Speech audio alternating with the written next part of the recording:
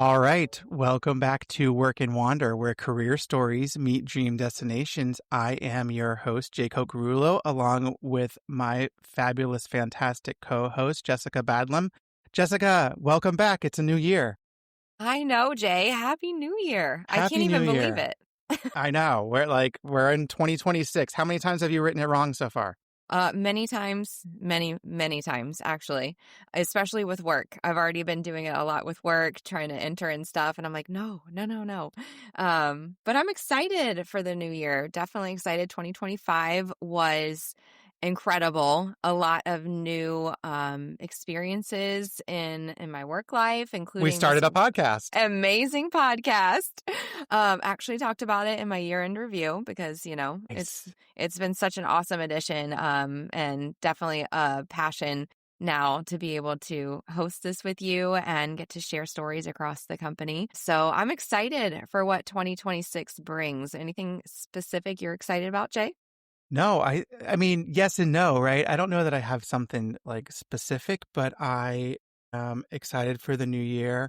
I don't, we talked about it before we started recording, like we don't necessarily do resolutions, but we both sort of agreed that we're going to focus on ourselves and our families and making sure that the work-life balance, which I think Travel and Leisure does a good job with, but making sure For that sure. we're taking advantage of that work-life balance.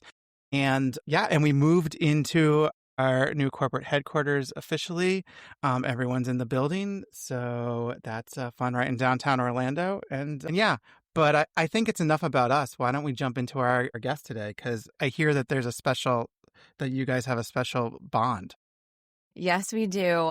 I am just ultra excited about the podcast today because we are joined by Candice Gholston, who is our new Area Vice President of Sales and Marketing for the South Florida region.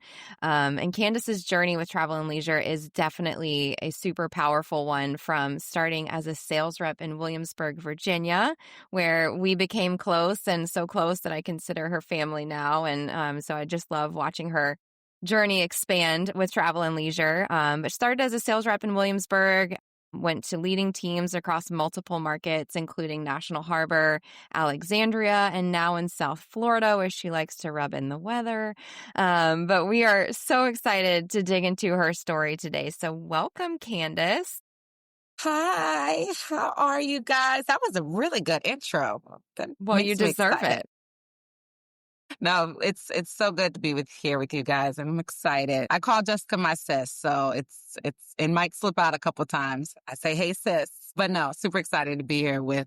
I want to say J&J. Did y'all do that on purpose? It's like J&J. Yeah, we actually talked about like J squared, like maybe that would be a thing. I don't know. Yes. It was not on purpose, but we do enjoy it. We do. And thank you so much for joining. I know that in the sales world, like the turn of the year can become chaotic. So we appreciate you taking time out of your busy time laying out in the sun in South Florida down there to talk with us. So take us back. I feel like the best place to start is at the beginning, as where you should start. What first brought you into sales, and like tell us about the early times back in Williamsburg.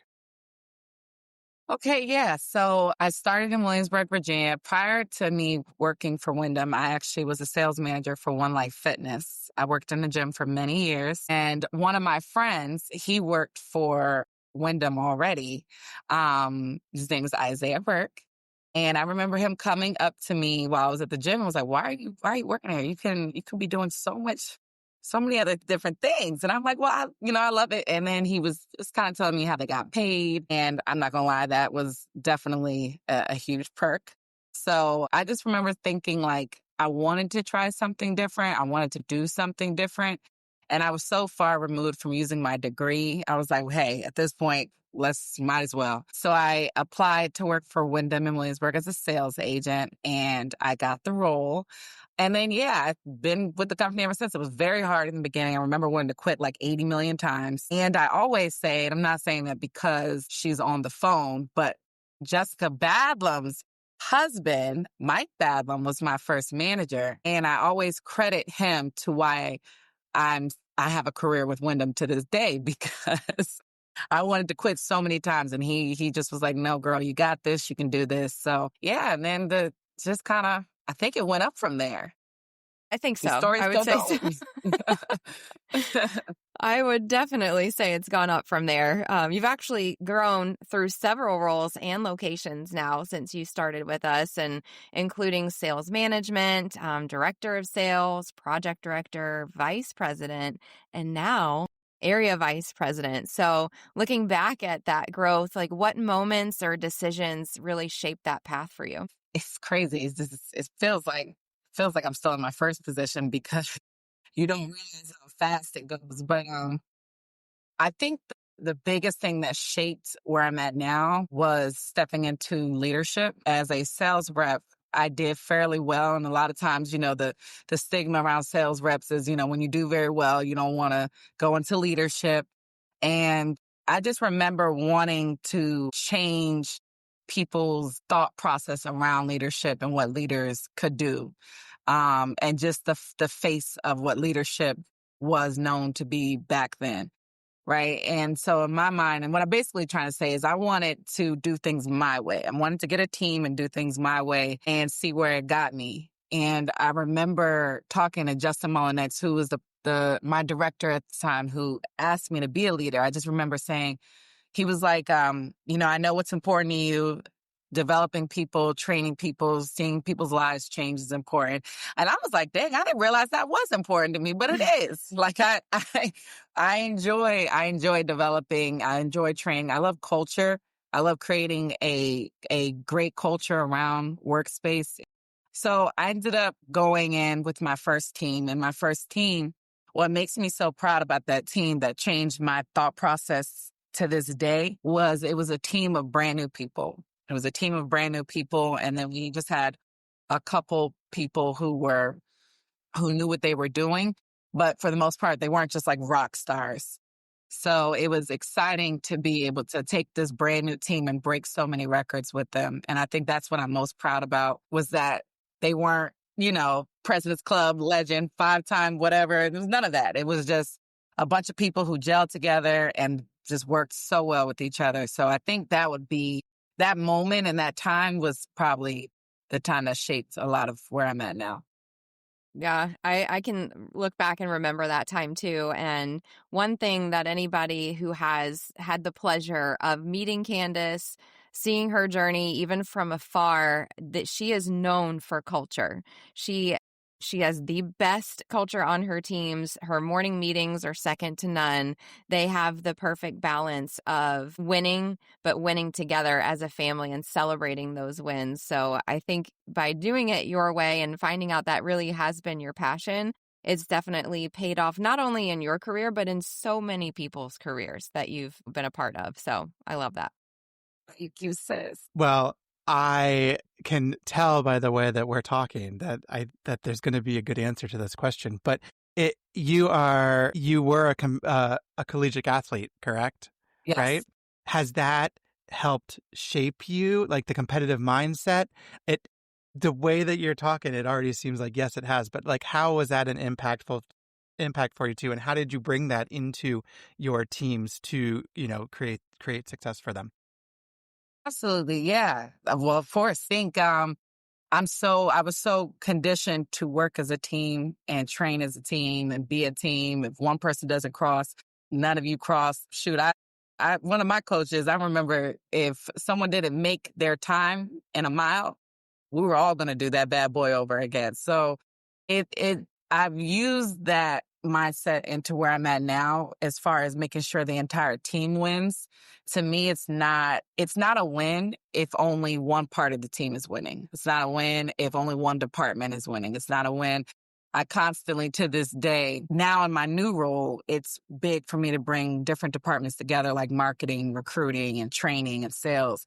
And I try to let them know just because sales is, thriving, and if these three departments aren't, then we're not thriving. And then vice versa. If sales is not thriving and this department is, sales isn't thriving, we're really hurt. But it's taking that team and that, playing sports for so long and just putting that same mentality into this workspace and just making sure everybody wins. That's what the biggest takeaway from my years as an athlete, which I can't do anymore because my knees are done.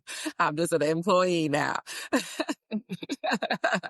Well, you got to give our listeners a little insight into what sports you were so great at. Oh, I call myself an athlete. I say everything. I say volleyball. I say soccer. I say track. Basketball was my ultimate sport. So that is what I actually went into college to play. But I have played a lot of sports. They kept me busy. They had to, because if they didn't keep me busy, I'd get into other stuff. I do. I love it. Well, looking back, what's something you had to learn the hard way as you moved into bigger leadership roles? I think one of the hardest things is you can want it for somebody, but if they don't want it for themselves, you can't force that. And That's a good one. that is, because you want everybody to win and you want everybody to, but you can't just drag them through. And sometimes people want to be dragged, but you can't do it with everybody. So it's very important to invest into people who invest into themselves. So that would be my lesson without going into why that is my lesson. I like it. That makes sense. No, I like that. I like that a lot. I like that a lot. Right. It's back to the team game, right? Like if everyone wants to win together, then you're going to be successful and find success. But if one or two members of the team, no matter how much you want them to be successful, they have to be a team player and drive themselves with you guys. So it all wraps up together. Yes. Great. I see it. Well, all right, Candice, since this is work and wander, let's switch to travel, which I know you love. You've lived and worked in a few different locations now, Williamsburg, National Harbor, Alexandria, and now South Florida. How has place influenced your experience?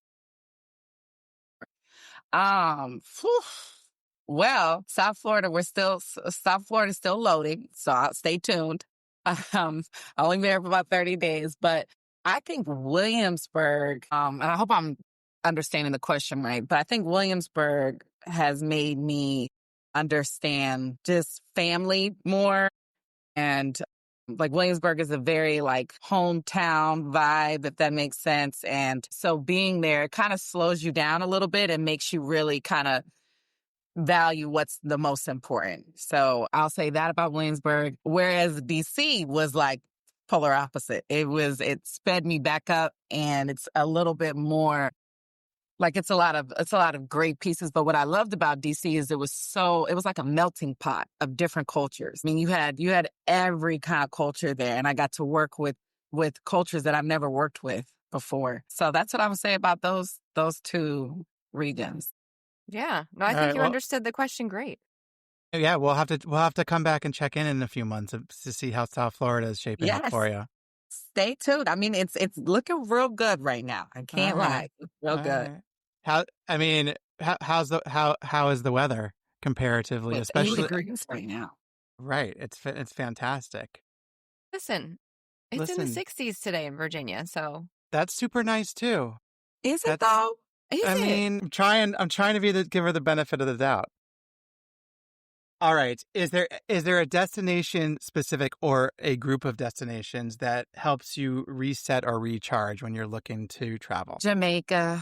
That has my heart. Let me tell you something. Travel and Leisure open up a resort in Jamaica. I'll be on the first thing smoking. No, I'm kidding. Florida is always, Atlanta is another place, but I want to do more. Those are just the places that probably recharge me because Atlanta has a lot of family, Florida has a lot of family, and Jamaica has a lot of family as well. My dad's Jamaican. So, but I would say those are the three places that make me feel like, oh, okay, it's time to get it back together. All right. I love Jamaica too. I don't have any family there, but I love visiting Jamaica, and I'm a big rum fan, and the best rum is made in Jamaica. So I was about to say, Jay, you gotta go to Jamaica for the good rum. That's 100% correct. 100% correct. Not gonna make me book a trip. Yeah, let's do it. I haven't been in like 2 years, so I'm due to go back and I haven't been since my honeymoon. Well, that's been A a long minute, time right? ago. We should all go back and maybe scout sites Location. to open Travel and Leisure Club Wyndham Jamaica. Yes. Down. Yes. Let's go When you're travel. Let's go. when you're looking to travel, Candice, do you prefer like adventurous travel or just like relax and chill out travel? Relax and chill out. I am not jumping out of any planes. I'm not doing anything that they ask me, what's your emergency contact? I'm not doing it. Okay. I'm going to be on somebody's beach, just chilling and relaxing. There you go. Just sitting on the beach in Montego Bay, and someone brings you some Ray and Nephew, right? That's me. That's me. Yeah. All right. Yeah. Every You time. do the little waterfall in Jamaica, though, right? What? I did. Dunn's and then River? we had a Dunn's problem, River. so we can't do it anymore. I'm trying to. I'm that friend. I'm that friend when you go on an excursion, something's probably going to happen where we may not do that excursion again.